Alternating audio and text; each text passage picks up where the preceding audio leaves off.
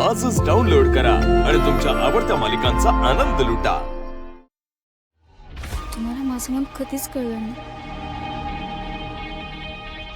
तुम्ही मला नेहमी नोकर समजत आला, एक शोभेची बावली, बेडवरची वस्तू समजत आला, जिला तुम्ही कधीही वापरून फेकू शकता असं। पण गोपाळ तसा नाहीये, त्याला बाईचं मन कळतं, तो समजून घेतो मला, मला जपतो, किती काय करतो माझ्यासाठी।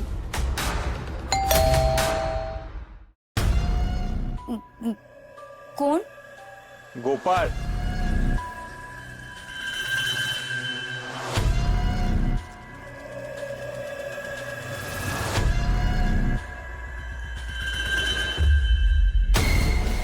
मी आता तुमचाच विचार करत होते।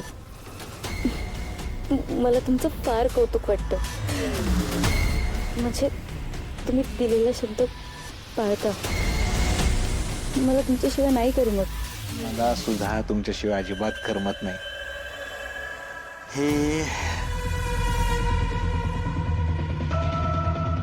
हे तर तुमच्या नवऱ्याची डेड बॉडी जिथं पुरली तिथं पडलं होतं। पण हे असं कसं पडलं? माझ्या तर लक्षातच नाही आलं। पोलिसांना सापडलं असतं तर? नाही नाही, काही काळजी करू नका, असं काही होणार नाही। मी आहे ना, मी असताना कुठलंच संकट तुमच्यापर्यंत येणार नाही। तुमची सगळी जबाबदारी आता माझी। तुम्ही आता इथून बाहेर पडून नवं पुरं आयुष्य सुरू करणार आहे। मला लांब ठिकाणी पोहोचवतो बघा। तुम्ही पण चला ना माझ्यासोबत। हाय का, ती आधी विचारलं असं तर आलो असतो। आता माझं लग्न झाले। पण मी तुम्हाला सोडून एकटी कशी राहू? मला आता नाही करमत तुमच्याशिवाय। अहो मी येत जाईन तुम्हाला भेटायला, आधी तुम्ही तर जाईत ना। आणि हा, ते पैसे नीट ठेवलेत ना, आता आपल्याला लागतील बरं का? हो, ठेवलेत मी ते सेफ ठिकाणी। इतके सेफ जागी नका ठेवू की कोणाला सापडणार नाही। हो मला तरी सांगा, नाही काय बाहेर पोलीस चौकशी वगैरे करतायत, आपल्याला धोका बिका निर्माण होऊ शकतो म्हणून। पोलिसांना नाही सापडणार ते। अशी घरात कुठली सेफ जागा आहे हो, जी पोलिसांना पण कळणार नाही पैसे कुठे आहेत? सांगेन, पण आता नको। पण तुम्ही सोडा ना तो पैशांचा विषय। काय सारखं पैसे पैसे करताय? असं कसं सोडू? त्याच्यासाठी तर चाललंय सगळं। हिच्यावर ओरडता पण येत नाहीये। हिला संशय आला तर पैसे कधीच हाती लागणार नाहीत। अहो, कुठे हरवलात? नाही, तुम्हाला हे सगळ्या प्रकरणातून बाहेर कसं काढायचं याचा विचार करत होतो। बरं, मला आता निघावं लागेल। काही लग्नामुळे दुकान इतके दिवस बंद होतं, कामाचा लोड वाढलाय, मला निघावं लागेल। नका ना असं लगेच सोडून जाऊ। नाही, मला जावं लागेल, नाईलाज आहे माझा। रात्री नाही मी परत। नक्की ना? आणि हा, तुम्ही दुकानावर नका येत जावा, उगाच लोकांना आपल्यावर काय संशय बिंशय यायचा।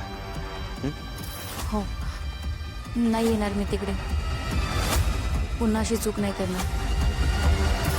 तुम्हीच येत जा ना इकडे।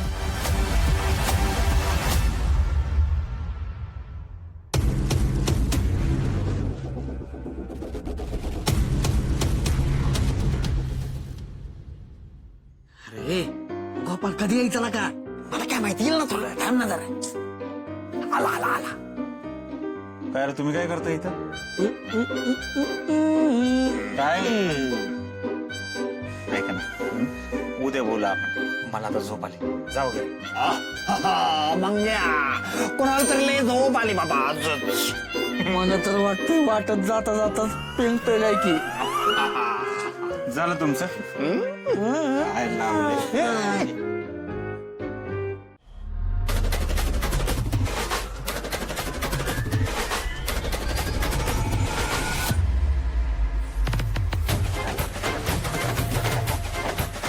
काय मग गोपाल शेठ, कसं वाटलं डेकोरेशन? ऐका ना, एक नंबर। ऐका ना, एकदम रोमॅन्टिक। काय उद्योग करून ठेवलाय रे तुम्ही? हा, हे कुणी करायला सांगितलं तुम्हाला? तुम्हाला माहिती ना हे लग्न कसं केलंय मी, का केलंय माहिती आहे ना? हे सगळं करायची काय गरज होती? सांगा ना. गोपाळ, अरे हळू. त्या पोरीनं ऐकलं तर कसं वाटेल तिला? अरे किती सपान घेऊन आली ती या घरला. हे घर बी तिने आपलं मानलं. हे बघ, आता तुमच्या दोघांचं लगीन झालंय. तू नवरा आहेस तिचा, त्यामुळे तुझं कर्तव्य आहे तिचं मन सांभाळायचं. तू नको त्या लोकांचं तू गावातलं मन सांभाळत बसतोय, आणि घरातल्या लोकांचं मन सांभाळायला काय होतं रे तुला? आणि असला कसला देव माणूस रे तू? नाहीतर काय हरला का ही रोज मोबाईलवर हनीमूनला कुठं जायचं त्याची जागा ओळखत असते, पण बिचाऱ्याचं लगीनच होईल. आणि तुझं झालं तर तू असं वागतोय रे? हा, काही समजव त्याला. आलीस ना?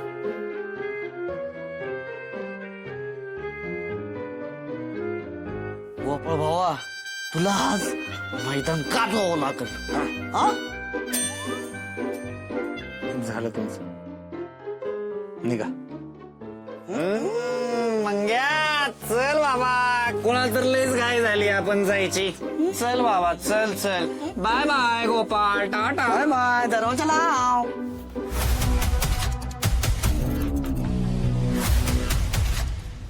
लाले, इतके दिवस लग्नाची वाट बघत होतीस.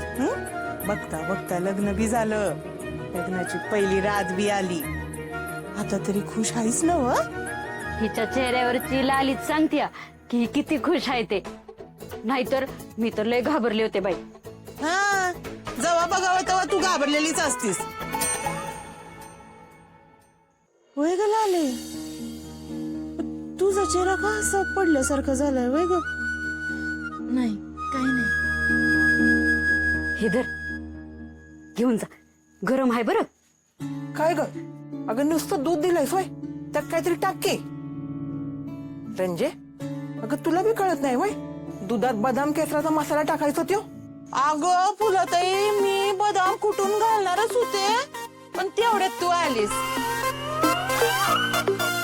द्या इकडं, मी टाकून देते.